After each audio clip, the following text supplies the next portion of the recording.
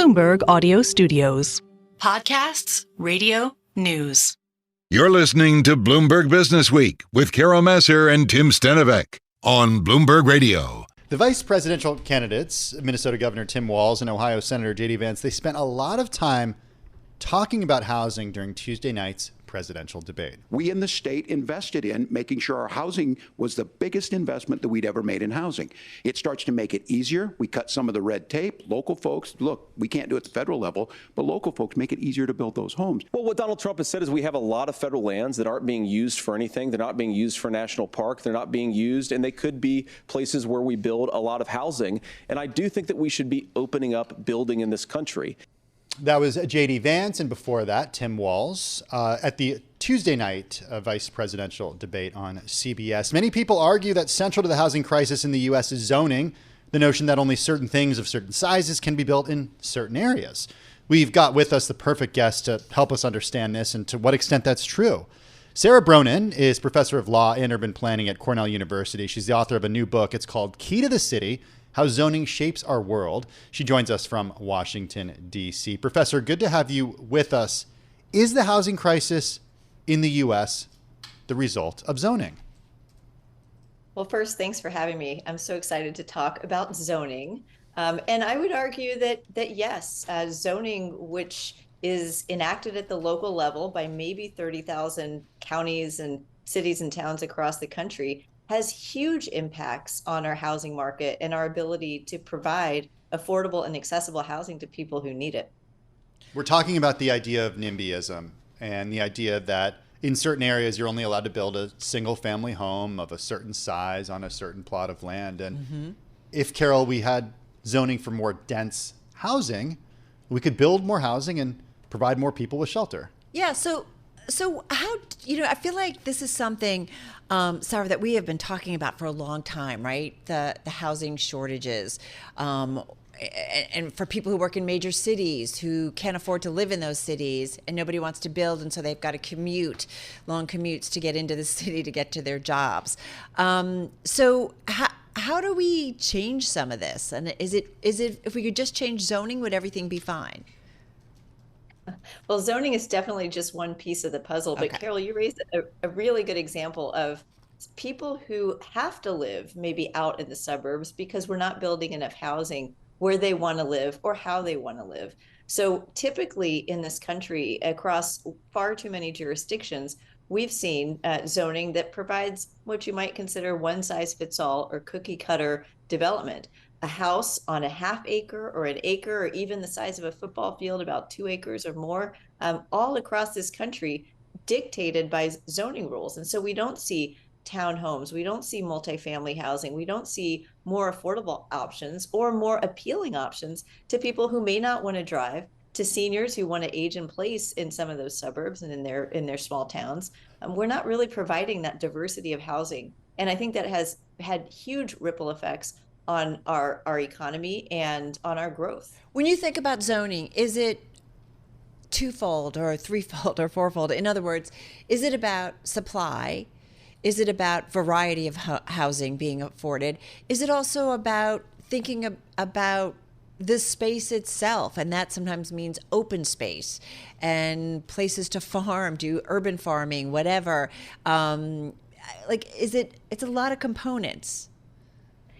Yeah, I think it's all of the above, but I want to touch on the last thing that you mentioned, which is essentially the characteristic of all these large lot zoning codes that make us push farther outward into farmland and into forest land. And essentially what we have said to developers, to property owners is, if you want housing, you've got to go outward to build.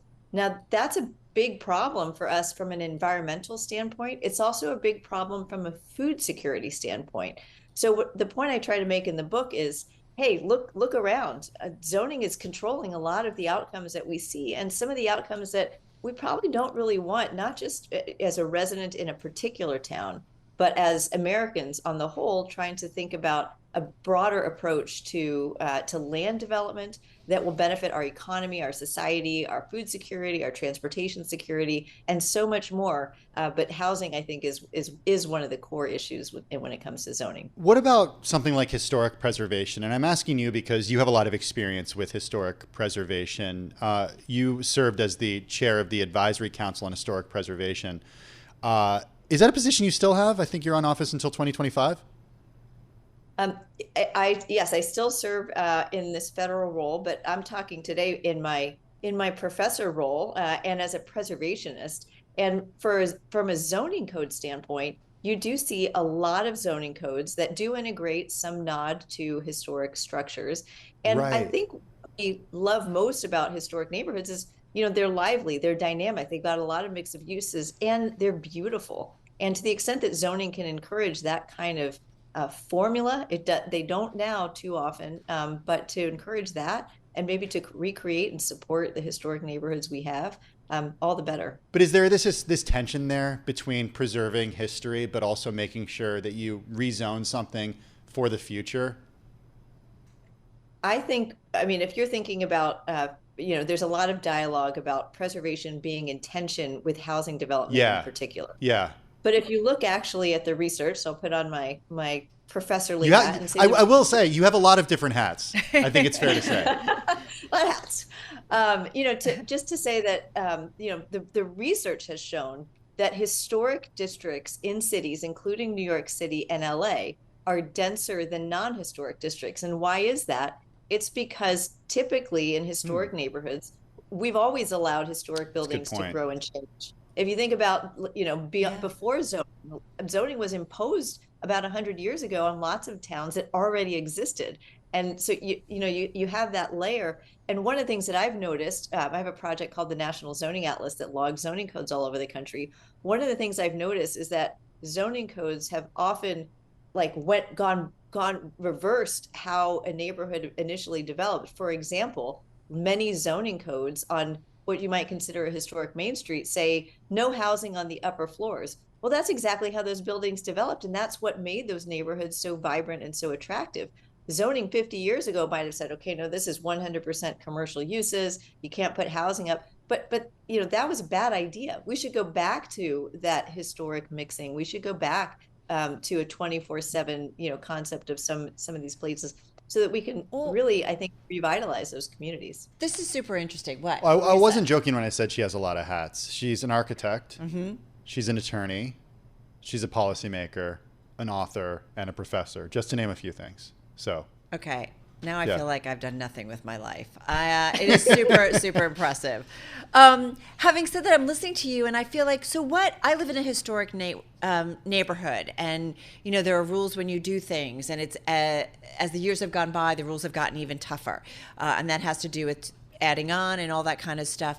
And yet, the city seems to push in terms of newer development, squeezing things in almost everywhere. And it's getting to a point where there's a little bit of a pushback and fight to kind of preserve some of the open space or preserve some of the old, train embankment or something like that is part of the neighborhood. When does... what's the right balance in how you think about development that is needed, maybe in terms of housing, but then there's overdevelopment that just makes it not a great place to live? How do we assess that? So zoning can be a really good tool for providing and protecting for open space, especially in urban environments. And you can zone for open space, you can zone for parkland. As I point out in the book, you can zone for street trees and the kind of environmental infrastructure that actually can benefit us and make us healthier, make us calmer. But going back to your question on density in historic neighborhoods, I'm a proponent of lots of different housing options, whether it's carriage house conversions to accessory dwelling units or, allowing for 1, 2, 3 family housing where it's appropriate. But I'm also a big fan of looking outside of those historic districts to say, what kind of compatible development can happen that can be complementary of the existing historic districts, because you do want to keep that sense of vibrancy. You do want to allow historic neighborhoods to change. And I will say, thinking about the approach to historic preservation, you've talked about, add-ons and additions.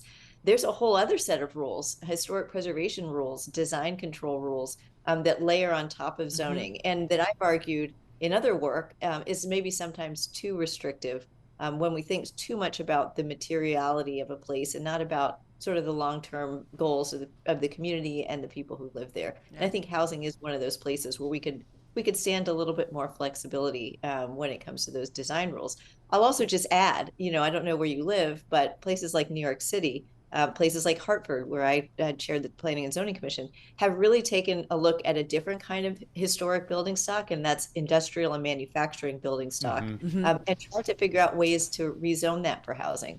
Lots of cities have often sort of adopted a zoning code and then left it there for decades. I think that has really hurt the revitalization, redevelopment of industrial neighborhoods and these big mill buildings and factories that aren't well positioned. We don't have the same kind of manufacturing demands anymore, but often they're in a neighborhood which had worker housing around it. So thinking about those historic buildings, repurposing those, I think is also an important thing for cities to do. Yeah, we definitely in our neighborhood where they've repurposed some of it for residential now. Some of them have been torn down, and maybe they just made choices that it just didn't make any sense, so it becomes a mixture, but some have been definitely repurposed. And Sarah, I live in South Brooklyn, and the Gowanus area is a former industrial area that has been rezoned from commercial and industrial into residential. And one challenge that they've faced is that there are toxic chemicals that were used in industry over the last couple of centuries that are now seeping up, so that state now has to figure out a way to contain these because so many thousands of homes are being built there right now. We're gonna do some news. Is a really we're gonna hold that thought because we're gonna come back. We're gonna do some news, Professor Sara Bronin. She's a professor of law and urban planning at Cornell University. She's an architect. She's an attorney. She's the author of a new book, Key to the City: How Zoning Shapes Our World. I want to get right back to Sara Bronin, professor of law and urban planning at Cornell. She's the author of the new book, Key to the City: How Zoning Shapes Our World. She joins us once again from Washington, D.C. I promised we'd talk a little bit about Gowanus, and then we're going to go around the country. In the last few minutes that we have, Professor Bronin. You were saying something about Gowanus and the conversion from an industrial area to a residential area and the challenges that the area is dealing with toxic chemicals. And that's why I said at the beginning of this conversation that zoning is just one piece. And so thinking about, when cities are trying to figure out how do we revitalize this neighborhood, zoning is a critical part because it says how it can be revitalized. But there's all of these other issues too, including financing, including environmental cleanup. You've tackled it in New York City at Gowanus with a huge rezoning and done some cleanup and seen a lot of development happening and on the way. I use Baltimore in the book to talk about a different kind of industrial rehabilitation effort that's happening in the Remington neighborhood there. And different cities at different scales are trying different things. But in all of them, when you're thinking about revitalizing a neighborhood, reviving its economy, making new connections, making neighborhoods more accessible, zoning is an essential part of the discussion. I want to continue kind of with our some other places around the country. Having said that, I do want to ask you, might it be a city like Atlantic City or Detroit where revitalizing it continues to be year after year a struggle? Are there some areas that cannot be revitalized? So both of these cities present very different studies of the issues. I mean, when it comes to Detroit, I think what has happened there, as has happened in Hartford and Buffalo, similarly post-industrial cities that have seen population loss and have seen disinvestment, is that increasingly city leaders have turned to the zoning code. In Detroit's case, lots of different uses allowed in places they weren't before, as well as urban agriculture. You see that in Hartford, again, where I work. In Buffalo, you saw, and in Hartford, you see elimination of minimum parking requirements, which impose significant costs on new housing. Those moves have really helped to encourage new investment because developers know with greater certainty exactly how much money they'll have to spend in order to get a development over the finish line. And also thinking about things like process improvements. zoning codes can be thousands of pages long in the case of New York City. And believe it or not, Boston is at the very top of the list at, I think, 3,800 pages of zoning code. And that I think comes with it inherently a complexity. And so stripping away some of that complexity, writing the rules of the game in advance is a strategy that places like Detroit can use to help spur economic growth through the creation of certainty. And you see that across regulations, right? Business people want certainty, and zoning is no different. And land, of course, a highly important commodity. Okay. Can we talk cars real quick? You mentioned minimum parking requirement being removed. Something I think they did with some projects in New York City. What does that mean, minimum? So correct me if I'm wrong, Professor, but the idea with a development, you have to guarantee a certain number of parking spaces per number of units in a building. Is that right? That's right. So what that means in some cases, we've seen codes that require 4 parking spaces for a single apartment. Wow. Often what that means is that you're building more parking than housing. So what does that tell you about the jurisdiction's approach to housing development? It's almost like they're stacking the deck against new housing. We also know that parking it's not beautiful. It's a lot of pavement. It is not necessary in places like New York City, but I'm going to use New York City as an example. I know they're trying to change that right now with the City of Yes zoning proposal. But right now, overwhelmingly in New York City, a place where I think the majority of residents don't have cars or don't use them regularly, there are minimum parking requirements in the vast majority of land in New York City, including in Manhattan. Wow. We've just posted New York City to the National Zoning Atlas. It's at zoningatlas.org if anybody wants to check it out. And you can see where those minimum parking requirements exist. And it's not the way that we should be developing our cities. We should be promoting lots of different kinds of ways of moving around because, again, not everybody wants to drive. Not everybody can afford a car. Well, it's a perfect segue. Sorry, I want to jump in because we only have 3 minutes left, but it's the perfect segue to talk about public transit and cars in the United States. And it just, to me, feels like this is such a car-centric culture. And this country was designed essentially for the automobile. And it makes me think that so much of what we see with zoning and development is inextricably bound to the idea that we are driving ourselves from one place to another place. Convince me that I'm wrong. You're right. No, is that what you wanted to hear? No, that's not what I wanted to hear. And I think it has huge negative consequences, not only on the environment in the form of sprawl, which we've talked about, but also on our health. And I use in the book an example of a neighborhood in Hartford where you have a thoroughfare that was rezoned in the 1950s when we thought, oh, suburban commuters is exactly what we need to provide for, and zoned for gas stations and parking lots and strip malls and fast food joints. And guess what happened? That's what that particular avenue became, to the detriment in the form of asthma, in the form of obesity-related illnesses of people in the immediate neighborhood. And so just in that one story, you see the power of zoning to completely reshape a community, an urban community that had been built out, a century or more ago, that area with beautiful buildings on it, walkable, and so on. And a lot of that got changed over. I think it's a 1950s, 1960s mindset. But again, too many zoning codes have just been sitting there with these cumulative effects on us now that we need to really revisit. Sara, I just got 30 seconds left here. Climate change, how is that going to probably upend zoning codes in some ways? Just quickly. Zoning is allowing far too many things to be built in places we have no business building.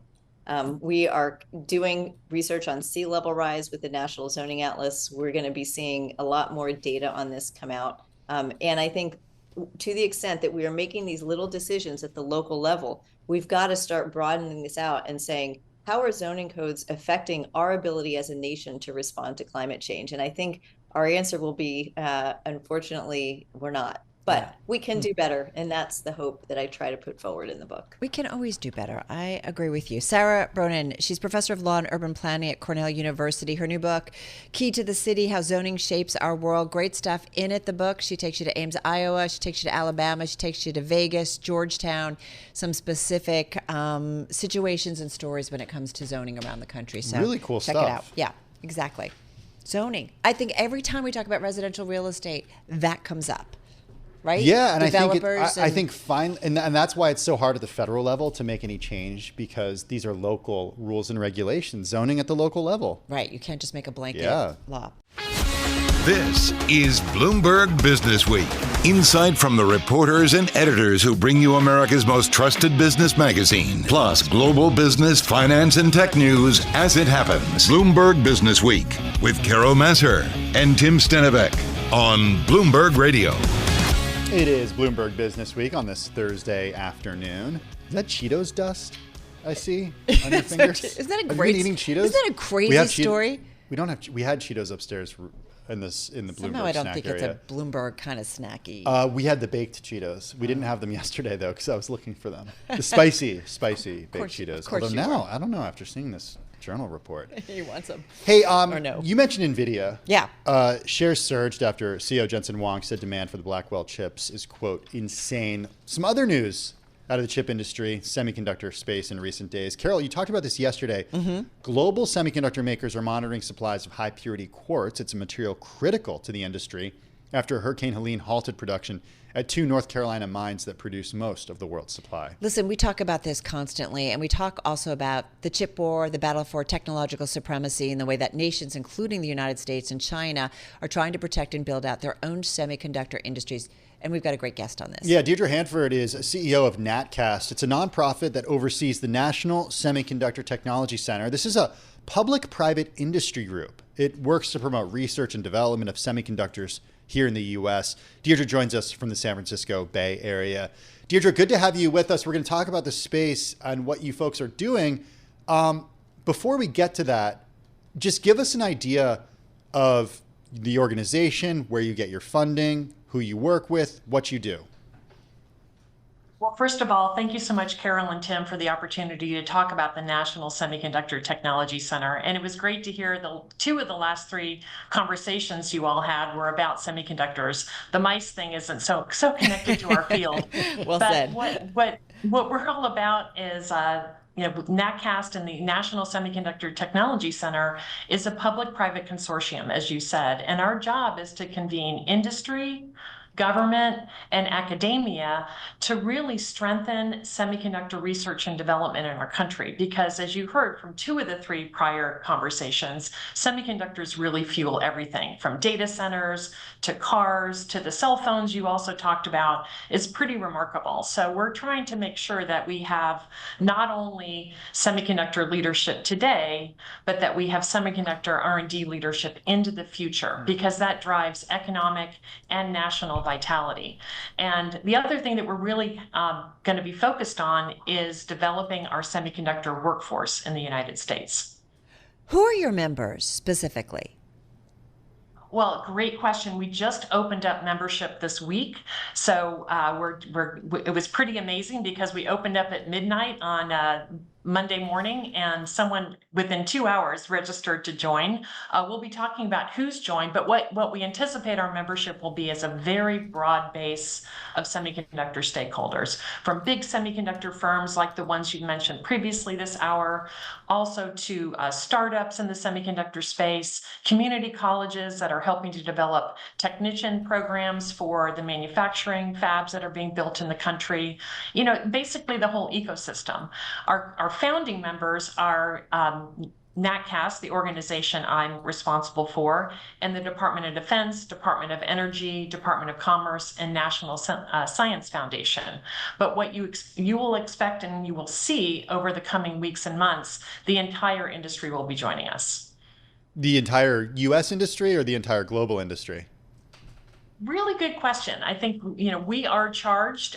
We are currently funded by the Department of Commerce under the CHIPS and Science Act. So we're driving U.S. economic vitality. But there's a lot of global firms with a significant U.S. presence. So we would expect to have, all those firms that have a large U.S. presence to be part of the NSTC.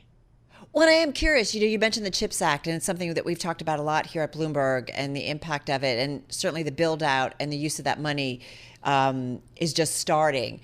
Are you doing this in conjunction with that and because of that? Great question. The CHIPS and Science Act really has multiple components to it. There is a incentive grant component where you're hearing about new fabs being built around the country, like that we've heard about TSMC's already producing chips for the Apple cell phone inside their fab in Arizona. So those are the government grants for manufacturing and really supply chain resilience. Another huge component of the CHIPS and Science Act is focused on research and development. And the NSTC is really the centerpiece of that R&D CHIPS Act component. What happens if President Trump wins the election in November? And is he able to undo any of the steps that were put in place by the Biden administration to create this partnership? So first of all, when the CHIPS and Science Act passed back in August of 2022, there was broad bipartisan support for this initiative. And why is that? Because semiconductors drive every aspect of our vital economy. And you have that in data centers and cell phones and automobiles and so on and so on. So I'm fairly confident that regardless of who's leading on the Hill, in the House and the Senate, and who's sitting in the White House, that we will continue to enjoy broad-based support for our initiatives. I want to understand, and forgive me, because there's the Semiconductor Industry Association, that's the voice of the semiconductor industry. You guys obviously have government components to it. So help me understand kind of what your role is, at a time where people are looking at the so many different layers within the government and, how money is being used. What specifically is the role of NSTC? So first of all, SIA, Semiconductor Industry Association, they're a great organization. They're a trade organization, as you mentioned, our trade association, made up of many leading semiconductor firms in the United States. A lot of their agenda is really to promote policy and so on. We're going to be driving semiconductor R&D leadership, and we're going to do that in a number of ways. First of all, we're going to be, commissioning research. We've already commissioned, or we're in the process of commissioning, some early research grants around important topics like AI-driven chip design. We're going to be doing another research initiative kicking off next month around mitigation of these forever chemicals that go into semiconductors. So a research agenda and driving research for the industry with the industry will be a key component of our mission. So, Deidre, is this kind of akin to DARPA, what it does for defense? Or I think about some of the R&D that led to or helped lead to the COVID vaccine, right? Before it kind of got out into the private sector. Is that how we should think about it? And in semiconductor companies do invest a tremendous amount in R&D. This is really bringing companies and industries and government and academia together to solve problems that are better solved together. And so a really great area, for instance, is things like research. We have wonderful researchers in this country, and a lot of times they have to start from scratch when they're doing research work. So how can we create tools to help them innovate faster? And that's going to be an advantage for the entire U.S. economy. What would you say is the biggest problem that you have to tackle? And just got about 25 seconds left. Well, I think we're all excited about what's happening in data centers and what's happening in AI, because it's really revolutionizing the industry. I think we need to be really careful about reducing power consumption and the sustainability of this transformative innovation in the United States. Yeah, it's something so power consumption and power sustainability. Very cool. That's something certainly we talked about at Climate Week here in New York City and talked about with some global leaders. Deidre, thank you so much. Deidre Hanford, she's Chief Executive Officer at Natcast, joining us from Santa Clara County, California. You are listening and watching Bloomberg Businessweek.